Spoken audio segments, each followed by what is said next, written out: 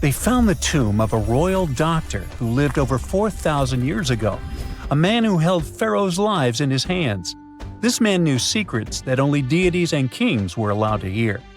And yet, when they opened his tomb in 2024, there was no body, just vivid paintings, untouched by time, and cryptic symbols carved into stone. Who was he, and why was he buried with spells linked to a scorpion deity? The tomb was buried deep beneath the sands of Saqqara. The doctor's name was Tete-Nebe-Fu. He lived around 4,100 years ago, during one of Egypt's most mysterious turning points, right at the edge of glory and collapse. These were the final days of Egypt's Old Kingdom. The sun still glinted off freshly built pyramids, but the shadows were already creeping in. The pharaoh, Pepi II, had ruled longer than anyone before him, 90 years. But by the end of his reign, the country was cracking. The power was slipping, the regional leaders were rising, and the Nile floods grew unpredictable. In this shaky period, the mysterious doctor thrived. His tomb was discovered by a Swiss-French archaeological team in the shadows of old pyramids. The weirdest part was that when they uncovered his burial chamber, they found no body, no golden treasures either. Unfortunately, the tomb had been robbed long ago. But what remained was something even more fascinating: the words and images left on the walls. The paintings are still vibrant, bright colors that somehow survived all those years underground. The walls show jars, containers, strange abstract patterns, and geometric shapes.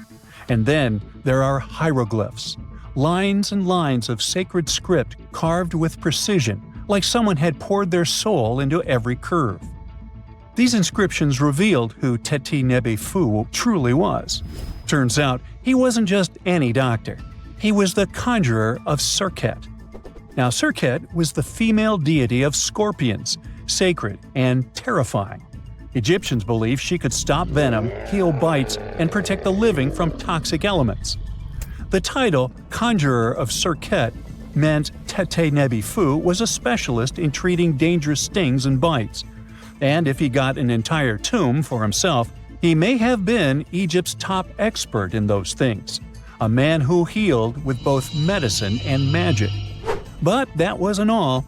He also held the title Director of Medicinal Plants, a title seen only once before in all of ancient Egypt. That means he knew the healing power of herbs, roots, and oils like no one else. Now, you might wonder, what plants in a huge land of sand? But in reality, ancient Egyptians used herbal medicine that would hold up in some labs today. They created pills, ointments, and inhalers. Most often they chose some active ingredient, a flavor to make it easier to take, and something to deliver it into the body. Sound familiar? And yeah, they didn't have many traditional plants, so some of these ingredients were bizarre by our standards, like using crocodile dung and acacia mixed with honey. They even had formulas for anti-wrinkle creams. And apparently, our mysterious healer was also chief dentist. This title is almost never seen in ancient records. Evidence of Egyptian dentists is incredibly rare. Turns out, our ancient genius didn't just fight stings and study plants. He was also trusted with teeth and jaws, which were actually a huge problem in ancient Egypt. These people may have built wonders, but their teeth paid the price. Ancient Egyptians constantly caught grains of sand in their mouths. They often ate grit-filled bread and raw vegetables, which wore down enamel and caused a horrible condition called attrition. This led to tons of problems, including tooth loss. They had to improvise back in the day. For example, crafting the world's oldest known toothpaste from crushed rock, mint, and pepper, which ironically only made things worse for the gums. Or a toothpaste from things like eggshells, pumice, and natron, a salty mineral used for cleaning. They were also inventing mouthwashes from celery, bran, and herbs to ease the problem.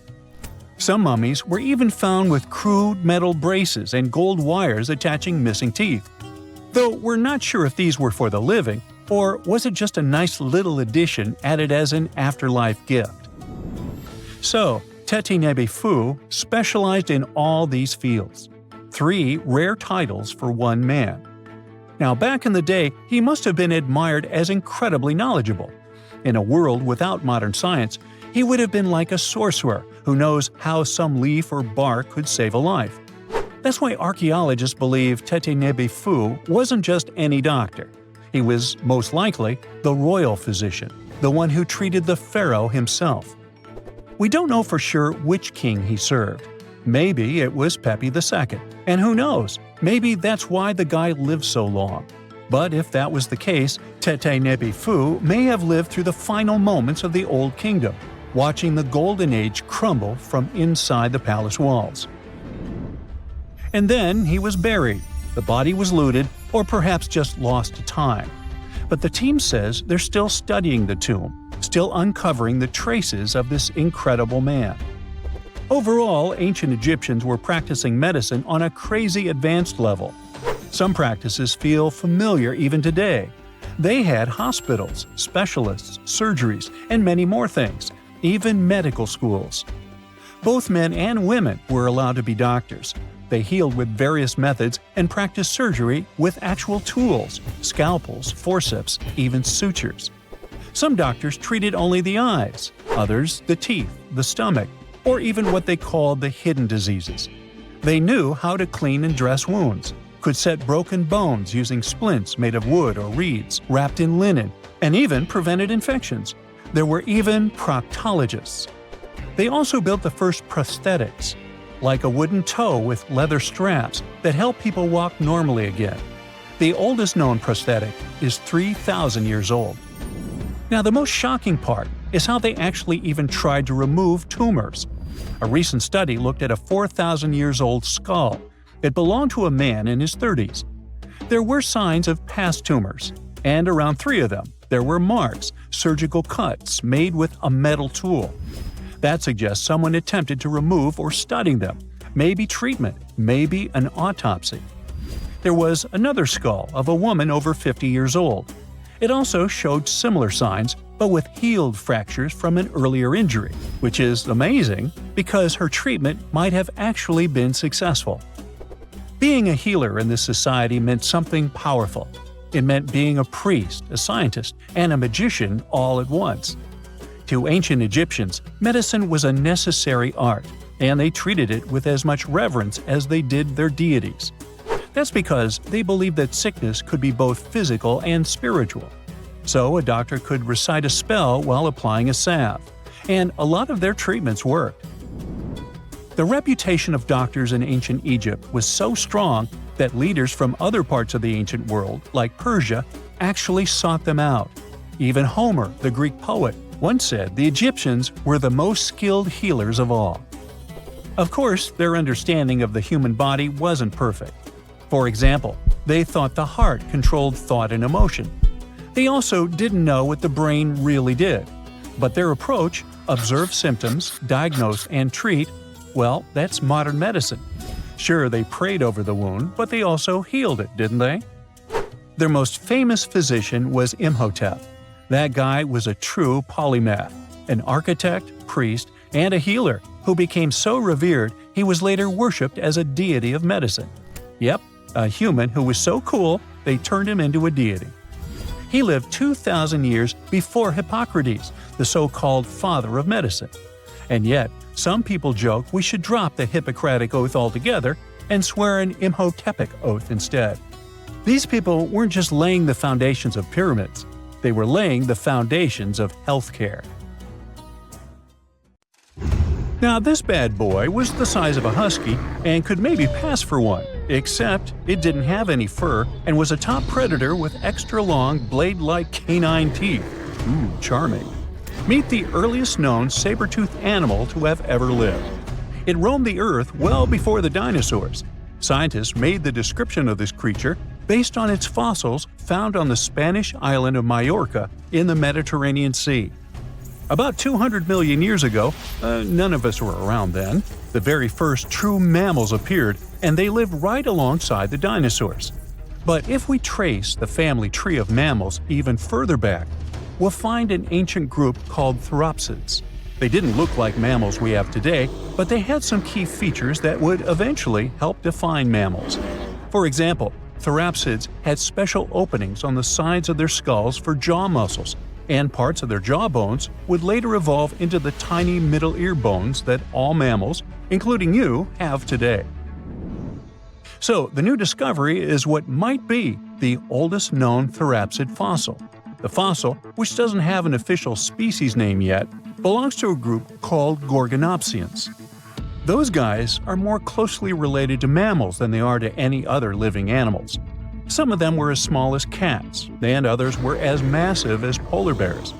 Gorgonopsians had some very mammal-like traits, like different types of teeth for different jobs. But unlike mammals, these ancient predators kept replacing their teeth, even their giant saber-like canines, over and over during their lives. Hey, that would be handy. Until now, the oldest Gorgonopsian fossils we knew about were around 265 million years old. But this new fossil is even older, dating back between 270 and 280 million years. The find was super detailed and complete, including its sharp knife-like fangs, part of its jaw, pieces of its spine, ribs, tailbones, and toe bones, plus most of one of its back legs. Even though the creature's skull wasn't complete, the scientists think it was about 7 inches long, and the animal itself would have been around the size of a medium-large dog, weighing between 66 and 88 pounds. But other than that, it didn't really look much like a dog. Even though it had some lizard-like features, calling it a lizard dog is totally wrong. Mammals and reptiles do share a super ancient ancestor from about 320 million years ago, but their evolutionary paths split a long time ago. When the newly found creature was alive, the island of Majorca was right in the middle of the gigantic supercontinent Pangaea. Back then, this area went through super wet and super dry seasons. Scientists have always wondered if major moments in mammal history happened in tropical places like this, but we just didn't have the right fossils to prove it. Now, with the discovery of the oldest known Gorgonopsian in Majorca, the missing pieces of the puzzle are coming together. It looks like some huge steps in mammal evolution could have happened in low-latitude environments we haven't explored much yet. The so-called gap in the fossil record might just be because paleontologists weren't looking in the right spots. Our hero of the day wasn't the only cool guy rocking the planet before dinos settled in. Over 500 million years ago, the weirdest predators to have ever existed ruled the oceans. The name is a bit tricky to pronounce, so I'm not going to. Okay, it's Anomalocaris, but it just literally means unusual shrimp. This creature looked nothing like anything alive today. Scientists think it was the first true apex predator, the orca of its time. Anomalocaris was massive for its era, as it grew up to 3 feet from its sharp grabbing arms to the tips of its tail fins. For a while, everyone thought trilobites were its go-to meal, but new research shows it wasn't strong enough to crack open trilobite armor. So instead, it was a speedy, agile hunter with awesome vision, and it often picked off soft-body animals that zipped through the open water. Now, another really cool creature from pre-dino times is a fish that could walk on land. Tiktaalik lived in marshy rivers that looked a lot like today's Amazon rainforest. It could grow up to 9 feet long, and it found its prey in rivers and inlets like a modern-day freshwater crocodile. It had a flexible neck and even some early versions of lungs, and thanks to them, it could survive both in water and out of it. Why fish like Tiktaalik started moving toward land about 395 million years ago is still a bit of a mystery. Around that time, the ancient supercontinent called Gondwana was drifting closer to the land that would become North America. This slow movement created lots of shallow, swampy habitats, which were perfect places for crocodile-like animals to thrive. Plus, these areas were near the equator, so they were warm and tropical. But there wasn't a lot of food waiting for them on land, so maybe they moved there for safety reasons. There were fewer predators and better spots to lay eggs there compared to the water. Creatures first adapted to living in open water, then shallow water, then marshes and river edges, and only after a long, slow transition did they finally step fully onto land. Now, how about a millipede the size of a small car and weighing as much as a large dog? This beauty lived over 300 million years ago in what is now England. Back then, during the Carboniferous period, Earth's atmosphere had way more oxygen, over 26%, compared to today's 21%. Scientists used to think the high oxygen levels were the only reason these creatures could get so big. But back then, they found a new fossil from a time when oxygen wasn't that much higher than today. They discovered it purely by accident, when a boulder split just right and revealed one of the most complete and largest giant millipede specimens ever. This one could have lived not just in swampy areas, but also in open woodlands filled with tasty seeds, nuts, and maybe even small animals. There's a chance that this beast wasn't a slow, plant-munching crawler, but a predator that would snap up whatever it could find. After dominating the Earth for about 45 million years, the giant millipedes eventually vanished. Probably the reptiles pushed them out, clearing the way for the age of the dinosaurs. Now, in case you ever wondered what would happen if you crossed a polar bear with a saber-toothed cat, here's the answer. This guy ruled the southern ecosystems after migrating 7,000 miles across the supercontinent Pangaea around 252 million years ago. It had a tough skin like a rhino's and massive canines, perfect for tearing away huge chunks of meat, and it was an excellent runner. Once it got to its new home in what is now South Africa, it replaced a whole group of local predators. But its glory didn't last long, as closer to the end of the Permian period, massive volcanic eruptions made the weather patterns change and wiped out about 90% of all species.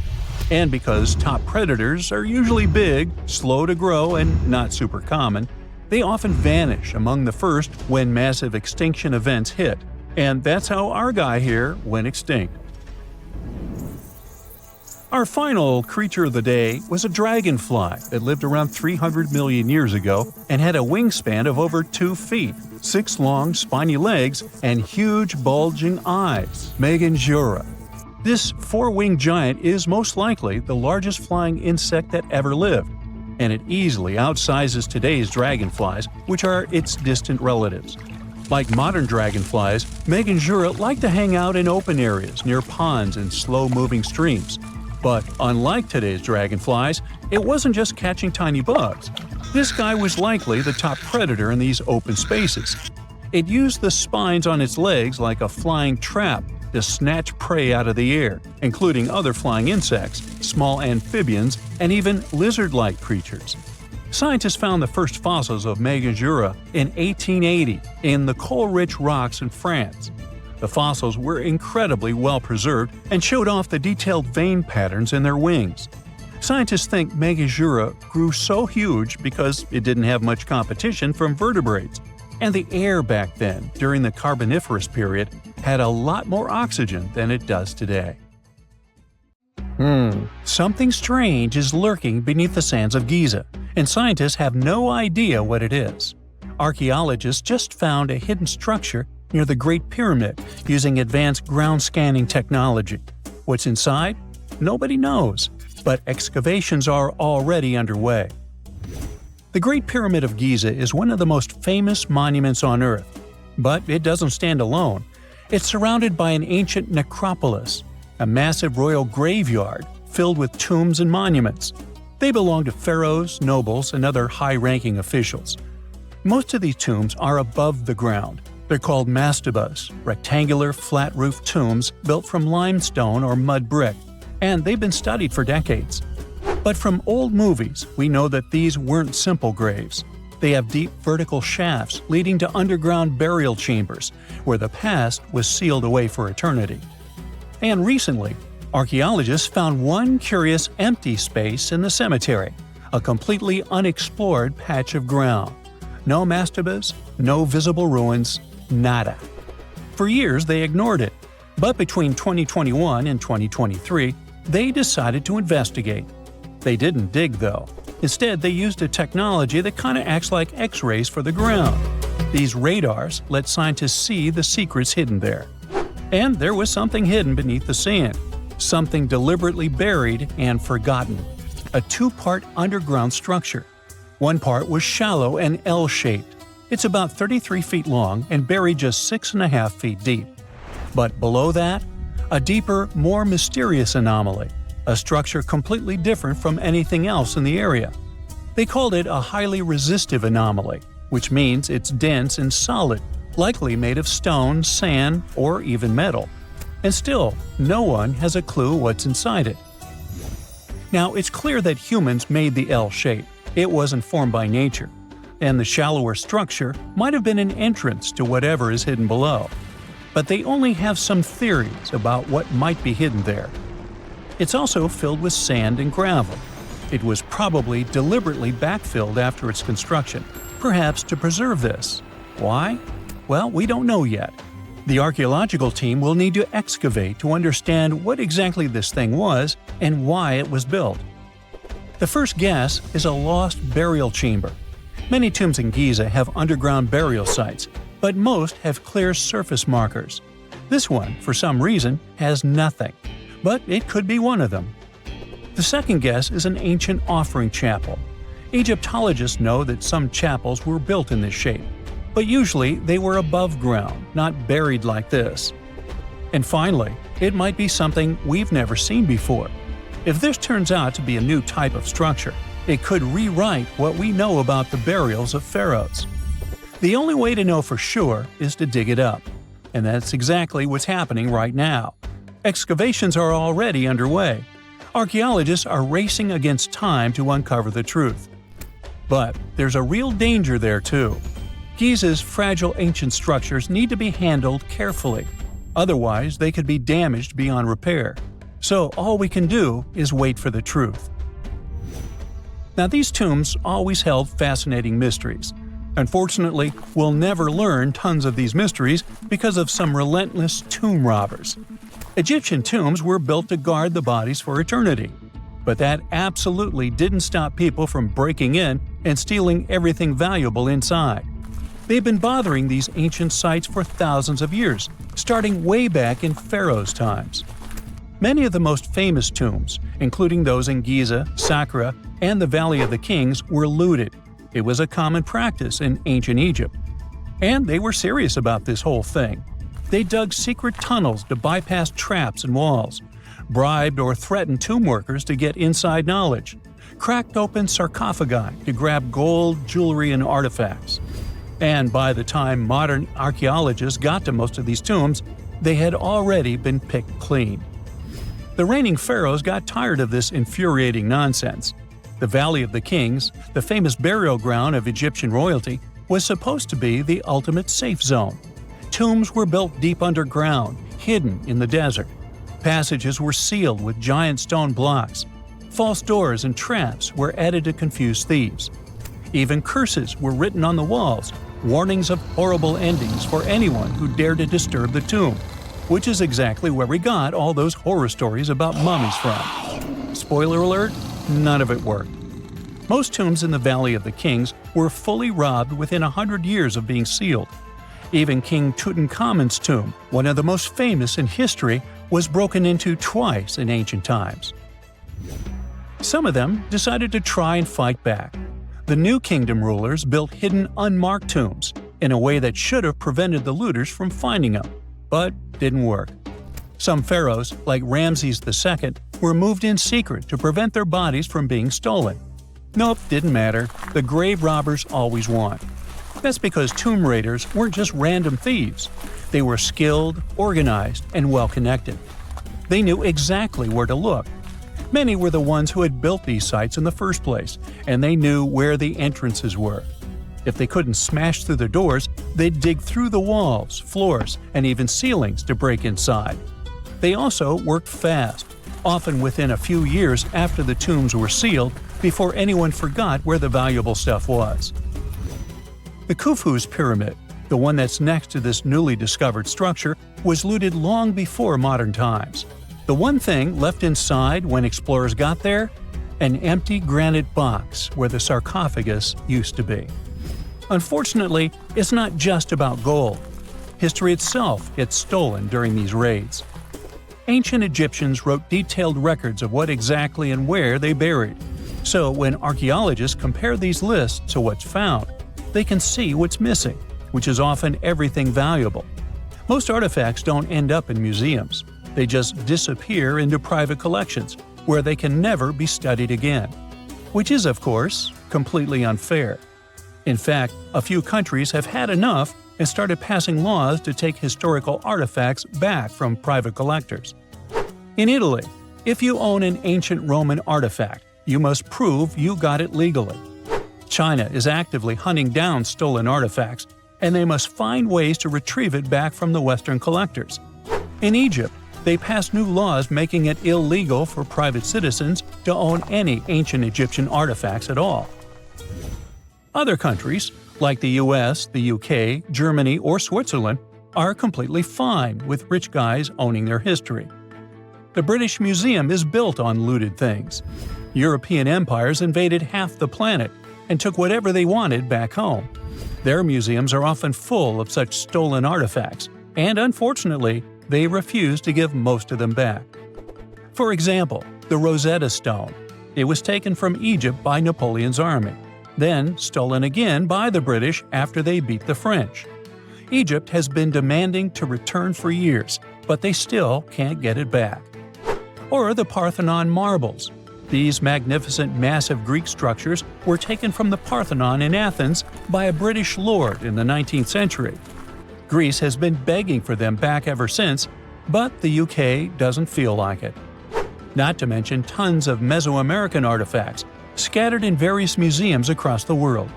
European explorers raided Mayan and Aztec temples, took statues, jewelry, and sacred objects, and now Mexico is fighting to get them back. Well, wouldn't it be surprising even if this mysterious underground chamber has somehow been looted already? But if it's a newly found place, could it be one of the few that escaped the hands of grave robbers? Could there still be ancient artifacts, untouched for 4,500 years? We can only hope that those guys didn't get there first. It was September 12, 1990. In those times, way before instant messaging and Zoom calls, a little girl was looking for pen pals. Zoe was aboard a ship from England to Belgium on vacation with her parents. She was only 10 years old at the time, but was a very clever schoolgirl. She took a piece of paper and started putting some words together. She introduced herself, then wrote about how she liked ballet and playing the flute and the piano.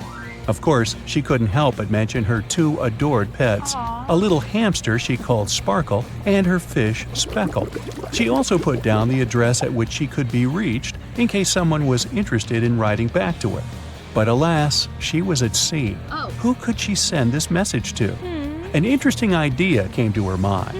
She carefully placed her letter in a plastic bottle, tightly closed the lid to protect it from the water, and threw it into the sea. The little girl's excitement faded away over the years as she didn't receive a response. Maybe the bottle got stuck somewhere. Maybe it was swallowed by some big, scary sea creature. Or maybe the water actually poked through the plastic cap and destroyed her message. Many years later, on Christmas, a letter for Zoe was received at her parents' house under her maiden name. The postage signaled that the message was from Europe. It was from a Dutch couple, Piet and Jacqueline Leteau, who had found her delicate bottle and were very considerate to write back. They pointed out that they had found the letter among the debris thrown at the shore by the sea. Zoe's letter had been stranded for a staggering 23 years at sea and traveled for more than 350 miles to reach its final destination near Rotterdam in the Netherlands. That's quite a voyage for a small plastic bottle. A story similar to that of Zoe is the strange connection between two little boys. A little German boy named Frank Uzbek was on a boat traveling to Denmark when he got the same idea as Zoe. He was 5 years old at the time he put together a message and threw it into the unknown. The year was 1987. He got his response years later when he was 29. His letter, just like the one Zoe would send a couple of years later, had been at sea for 24 years. His message was found by a boy named Daniel Korotkin while he was on a walk with his parents on the Koronian Spit near the Baltic Sea. Daniel was lucky that his father knew enough German to translate the message. The unlikely friends eventually met via video call in 2011. Not all message-in-a-bottle stories have been explained away. In 2013, a Croatian surfer came across a damaged bottle while near the Adriatic Sea. The message it contained dated back to 1985, and it was from a man named Jonathan. The sender was eager for his letter to reach a woman named Mary, and he also expressed his keenness for her to respond. Since the letter was supposedly sent from Nova Scotia, the bottle had to have traveled a mind-boggling 3,700 miles. The message went from the Atlantic Ocean, entered the Mediterranean Sea, and reached the Adriatic shores in Croatia. The identities of neither John nor Mary were ever discovered. There are also messages in a bottle with wonderful love stories to share. This was the case for Åke and Paulina Viking. When Åke, a lonely Swedish sailor, placed a letter in a bottle and threw it in the Mediterranean Sea, he had no idea the piece of paper would eventually reach his future wife. This was in the early 1950s. The bottle was found by an Italian man who was inspired enough to give it to his niece, Paulina. After a year of back-and-forth letters being exchanged, Åke and Paulina eventually met and got married. Having decided to share their story with the world, they became somewhat of a celebrity couple for the time. They even shared video footage of their wedding with the world, and their story was featured in a bunch of newspapers. This fortunate event started a movement between young people looking for love, increasing the number of messages being thrown out at sea in search of a fairy tale ending. Not all the stories that started out like this eventually worked out, though. In 1945, an American named Frank Hayostak placed a similar message to that of Åke's in a bottle and threw it in the waters. Almost a year later, his letter was found by an Irish woman. Her name was Brenda O'Sullivan. Their years of correspondence soon caught the attention of the media at the time, but their friendship never flourished because of the added pressure. They eventually met in person when Frank traveled to Ireland, but he didn't stay for long, and they eventually got out of touch with each other. After Titanic met its strange ending, many bottles containing secret messages started to surface. Almost all of them proved to be counterfeited, apart from one letter. Years after Titanic had sunk in the icy Atlantic waters, a bottle was found on the Irish shores. It was supposedly from a man named Jeremiah Burke, and to this day, it is considered to be the only genuine message in a bottle originating from Titanic. The piece of paper simply stated the sender's name and the location, the Titanic, accompanied by the word goodbye. Since the date has washed away, it's difficult to estimate whether the note was sent before or after the ship had hit the iceberg. The common understanding is, however, that since Jeremiah was looking to relocate to the U.S., he was merely sending his last symbolic regards to his family and friends back in Ireland. This simple way of meeting and sometimes corresponding with people has turned into a hobby for a man from a Canadian province named Prince Edward Island, located east of the U.S. state of Maine. This man, Harold Hackett, claims to have sent over 4,000 bottles into the Atlantic Ocean since 1996. He also claims to have received many responses from all over the world, including letters from people in Europe, like France and Germany, but also from the Bahamas or even Africa. This unlikely pastime earns him about 150 Christmas cards from his pen pals each year. To this day, he refuses to add his phone number to any of his letters. This way, he ensures that if people ever want to contact him, the only means of doing so is via a written letter. He's also studied the best times to send the messages in the water based on the direction of the winds and the currents. Now, some bottles spend a whole lifetime at sea after being cast away by their sender. It was the case for a British man that wrote a message and placed it into a bottle before throwing it in the English Channel in 1914. His name was Thomas Hughes, and he wanted to direct the message to his wife, but was polite enough to write a letter to whoever got their hands on the bottle first, asking them to redirect the piece of paper accordingly. The bottle didn't reach his wife, since it was found 85 years later on the Essex coast. The man that stumbled upon the bottle was kind enough to reach out to the family and place the message in possession of Thomas's daughter. And 85 years isn't the longest time for a small bottle to be cruising the waves. A scientist named Hunter Brown was studying currents in the North Sea when this idea came to his mind. He placed the same message in almost 2,000 bottles and requested the unlikely recipient that they write back with the location of their discovery. He thought this method would help him better understand the layout of the North Sea currents. A bottle was found about 11 miles from its original departing location after 97 years. To this day, more than 300 of the original bottles relating to Hunter Brown's project eventually made it to the shore. Not all of the messages that were found in bottles got replied to via physical letters. Oliver van de Walle threw a bottle containing a letter on the English coast while he was on vacation with his family. He was 14 at the time. 33 years later, a woman reached out on Facebook claiming she had gotten his message and tracked him down through his social media profile. At first, he hardly remembered having placed the letter in the bottle, but he eventually recounted the events, even the fact that he sealed the bottle with candle wax to make sure it was leak-proof. And then there's Christina Aguilera and her bottle. No wait, hers is about a genie in a bottle. Okay, never mind. Big news! Santa is real, and he looks like this. I know it's not exactly how we pictured the jolly old guy, but a recently discovered tomb might just be the proof we've been waiting for to show that St. Nicholas was real and Turkish. Turns out, he wasn't a North Pole native, but a kind-hearted bishop from the 4th century, famous for giving gifts to everyone. The legend says he was a wealthy man born in the ancient city of Patara, modern-day Turkey, who traveled to the countryside to help the poor and the sick. For centuries, though, people couldn't be sure he actually existed. Some historical sources say he was buried in Myra, which is now called Demre, Turkey. Since the 80s, archaeologists have been digging around this area, trying to prove it. And now, their Christmas miracle has finally come true. After digging 6 feet deep in an annex of St. Nicholas's church, they uncovered a mysterious limestone tomb, about 2 meters long. While they're pretty sure this is St. Nick's final resting place, they're still searching for an inscription to confirm its exact age. Now, if we're talking about the fictional Santa Claus, legend says his home is in Lapland, Finland. Back in 2018, archaeologists made an interesting discovery that could finally prove that Santa was real. They were digging at a site called Tiny Aro when they stumbled upon about 200 burial pits. But when they looked inside, there was definitely no sign of Santa.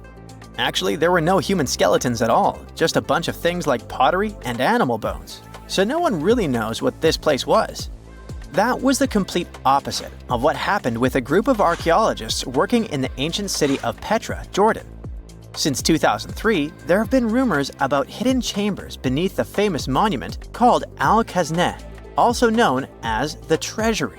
21 years later, a team finally decided to dig and uncovered an intact tomb. Inside, they found at least 12 human skeletons and artifacts, estimated to be over 2,000 years old. Hundreds of thousands of tourists travel to Al-Khazneh every year, and most of them probably go there to see the site of the Holy Grail in the movie Indiana Jones and the Last Crusade. So, do you want to know the funny part? One of the skeletons in the tomb was clutching a ceramic chalice that looked a lot like the Holy Grail. You probably remember the devastating fire that caused massive damage to Notre Dame in Paris back in 2019. Because of that, the building, originally built between the 12th and 13th centuries, had to be restructured. But archaeologists saw it as a golden opportunity to dig into the site and uncover its hidden secrets. The team was only allowed to dig about 16 inches beneath the floor, but that was enough. As soon as they removed the floor tiles and cleared away a thin layer of dirt, they spotted the top of a lead coffin. Then, they found some limestone sculptures, including life-sized heads and torsos. Altogether, they uncovered over 1,000 fragments of different works of art. Ancient statues have been found in the most random places, including a sewer. In July 2024, Bulgarian archaeologists were checking a Roman sewer in the ancient city of Heraclea Sintica when they found a nearly 7-foot-tall marble statue of Hermes, the Greek messenger deity. This town was completely devastated and abandoned after 2 earthquakes. one in the year 388 and the other in the year 425. But somehow, it didn't destroy this statue. In fact, its head was found in surprisingly good condition. Finding ancient artwork is definitely fascinating, but imagine stumbling upon an entire hidden city in the Amazon rainforest. Using high-tech lasers, researchers uncovered a lost civilization with thousands of structures and a whole network of roads, canals, and houses, all buried beneath the dense jungle. This city was built around 2,500 years ago, in an area located in the shadow of a volcano, which, by the way, could have erupted and destroyed this civilization at some point. It's hard to say exactly how many people lived there, but experts estimate they stayed up there for about 1,000 years.